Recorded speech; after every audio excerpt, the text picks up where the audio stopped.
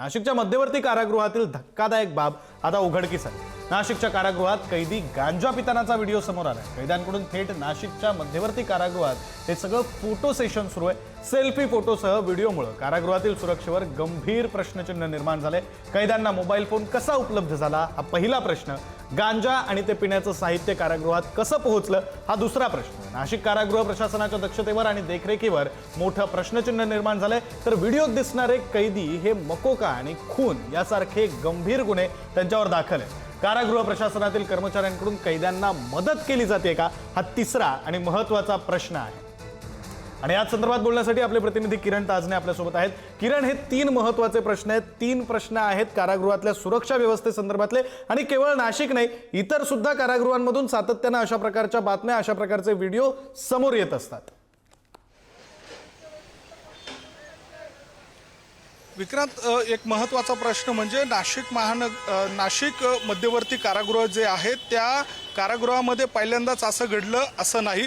यापूर्वी देखील अनेकदा अशा स्वरूपाचे गंभीर बाबी समोर आलेले आहेत। आता 1 ते 1.5 महिन्यांपूर्वीचा जो व्हिडिओ आहे तो देखील व्हायरल होतोय आणि प्रामुख्याने जर बघितलं तर त्यामध्ये कैदी थेट गांजा पिताय।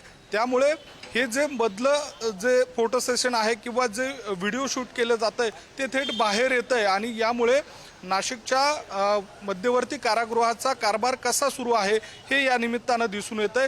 या सगळ्या दरम्यान कैद्यांची कसून चौकशी करून त्यांना आतमध्ये सोडलं जातं, त्यांची झडती घेऊन आतमध्ये सोडलं जातं आणि अशा सगळ्या दरम्यान त्यांच्याकडे मोबाईल कसा उपलब्ध होतो, ते त्या ठिकाणी सर्रासपणे मोबाईल कसा वापरतात। दुसरा एक महत्त्वाचा बाब म्हणजे गांजा आणि त्यासाठी लागणारे जे साहित्य आहे पिण्यासाठीचं ते कसं उपलब्ध होतं हा देखील या निमित्तानं प्रश्न उपस्थित होतोय। या सगळ्या दरम्यान जर बघितलं तर कारागृह प्रशासनातील कर्मचारी अधिकारीच या सगळ्या कैद्यांना मदत करतात का हा देखील प्रश्न या निमित्तानं उपस्थित होतोय।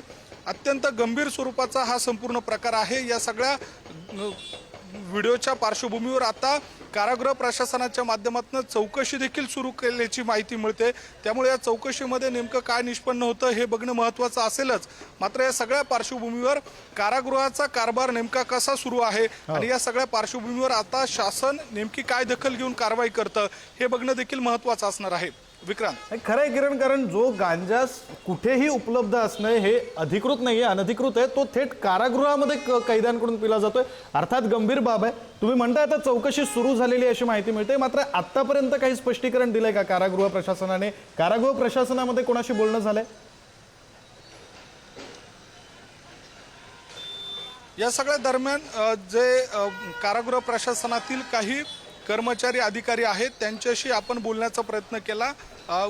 नाव न सांगण्याच्या अटीवर त्यांनी आपल्याला याबाबतची माहिती दिलेली आहे। त्यांचं म्हणणं असं आहे की या सगळ्या दरम्यान कारागृह प्रशासनानं या संपूर्ण बातमीची दखल घेतलेली आहे आणि या सगळ्यानंतर आता जे कैदी आहेत त्यांची तपासणी केली जाते, त्यांची चौकशी केली जाते। त्यांना हा मोबाईल नेमका कोणी दिला, गांजा नेमका कसा आणला, त्यासाठी जे कैदी त्या ठिकाणी उपस्थित होते, अशी एक एक करून त्यांची चौकशी सुरू झालेली आहे अशा स्वरूपाची माहिती मिळते। एक महत्त्वाची या सगळ्या दरम्यान बाब म्हणजे कारागृह प्रशासनाचे जे अधिकारी आहे त्यांच्या माध्यमातून अद्यापपर्यंत मागील संपूर्ण ज्या बाबी आहेत, ज्या घडामोडी घडलेल्या आहेत त्या सगळ्या दरम्यान अशी ठोस स्वरूपाची कुठलीही कारवाई झालेली नाहीये। त्यामुळे या प्रकरणानंतर तरी ठोस अशी कारवाई होईल अशी अपेक्षा या निमित्तानं व्यक्त करायला हरकत नाही। विक्रांत, बरं किरण, या संदर्भात पुढे काय कारवाई होते, चौकशीतून काय समोर येतं, वेळोवेळी तपशील घेत राहू। तुर्तास धन्यवाद या सगळ्या माहितीसाठी।